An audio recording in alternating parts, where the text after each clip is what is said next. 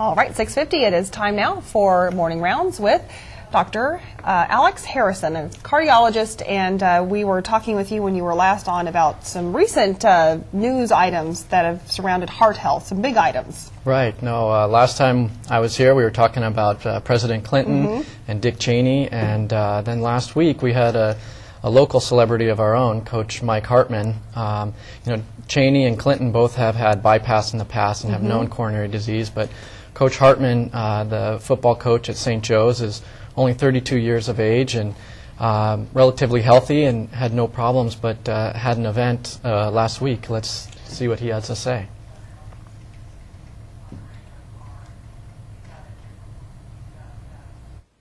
All of a sudden, just didn't feel right. Couldn't stop sweating. Started feeling nauseous. Just didn't feel like myself. Started feeling weakness in my shoulders and my neck. Again, it wasn't, whenever you typically learn about heart attacks, you hear about, oh, there's a pain radiating down your left arm or a real pressure on your chest. And I never felt any of that. It was just a real general weakness across both of my shoulders. In the emergency room, they went and they realized that I needed a surgery, and one of my arteries was fully blocked. And so they did a angioplasty and put a stent in. The initial prognosis is that there's going to be minimal to little long-term damage to the heart muscle. Oh, I'll be back coaching.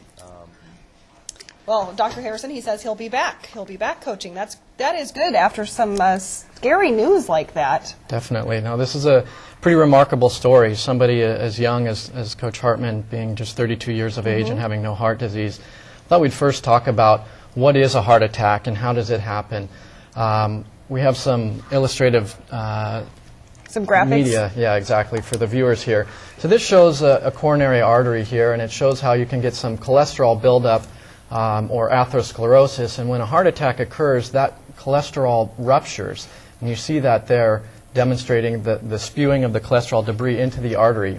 And then in the next graphic, we see that is very what we call thrombogenic, or produces a clot, and that continues to propagate, and on the next one it shows the clot completely occluding the artery, which causes a heart attack.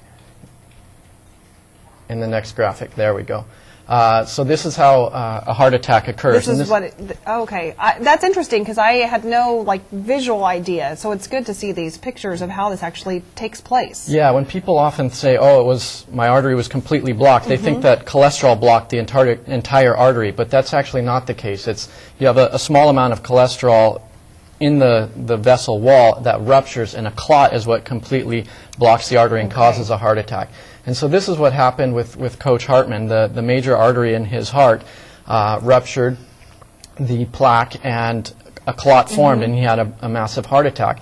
So this is a striking occurrence, one in that he's so young. He's so young, and you think, being a football coach, that he's aware about health and physical activity.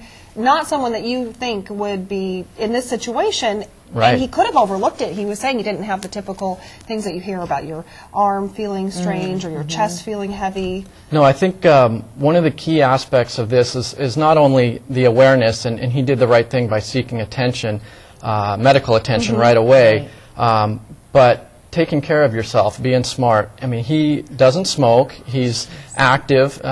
He, by his own admission, is overweight and doesn't have the best diet. But it really comes down to he has some bad genetics with his cholesterol and didn't have that addressed before this event. But what's striking to me and what I really wanted to talk about is the fact that not only did he have a heart attack, but had he not sought medical attention when he did, he likely would have died.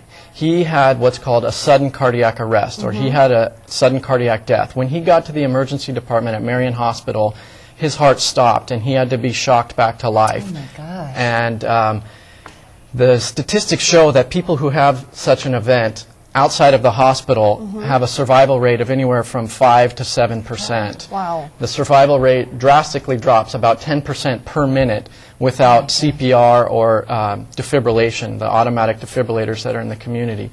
So he is extremely fortunate that he had the wherewithal and foresight to seek medical attention when he didn't feel well, and come into Marion. And the team at Marion promptly recognized that, and we were able to save his life. And I'm just proud of everybody from the ER department through the cath lab and everybody who worked hard to get that artery open. Hopefully he'll be back to coaching in the next 4 to 6 weeks, and we hope so. Make a full recovery. That story could have had a very different ending. Very fortunate. Yeah. All right. Thank you, Dr. Harrison, for joining us for Morning Rounds. My and, of pleasure. course, send those questions and comments in, and we are right back in just a moment.